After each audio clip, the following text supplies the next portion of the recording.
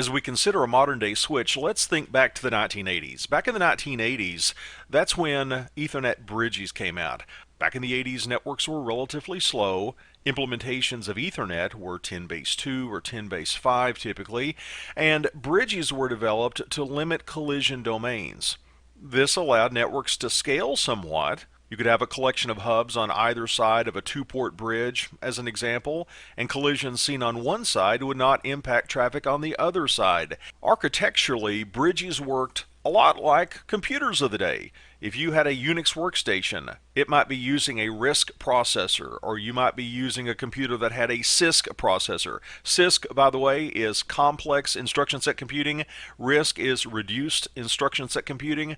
The bottom line is, frame forwarding decisions were made in software, and as a result, this frame forwarding was relatively slow compared to what we have today. The big change came in the 1990s with the introduction of switches.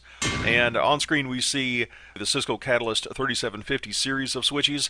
In the 1990s, even though these particular switches were not available in the 1990s. But in the 1990s, with the introduction of switches, we started to have relatively fast networks. I personally remember different vendors coming into my office and explaining how architecturally their model of switch was better than a competitor's model of switch.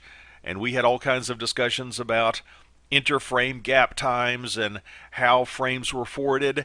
But in reality, they all approached wire speed. They were all very, very fast. And that was largely due to having ASICs, application-specific integrated circuits, chips built into the Ethernet switch that made the frame forwarding decisions. No longer did we have to rely on a software program, essentially, running on a CISC or RISC processor. No, now we had dedicated circuitry that was in charge of making those forwarding decisions.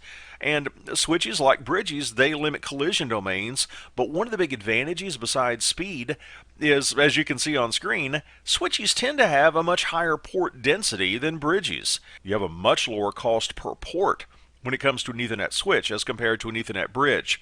And the topic we want to discuss over our next few slides is frame forwarding. We've got different frame forwarding options. In other words, when a frame comes into one of those Ethernet switch ports, when does that switch begin to forward the frame out of the egress, out of the outgoing port? One approach we're going to discuss is cut-through switching. We're going to contrast that with store and forward switching. And a third type, which is really sort of a compromise between the two, is something called fragment-free switching. Let's begin our discussion with cut-through switching.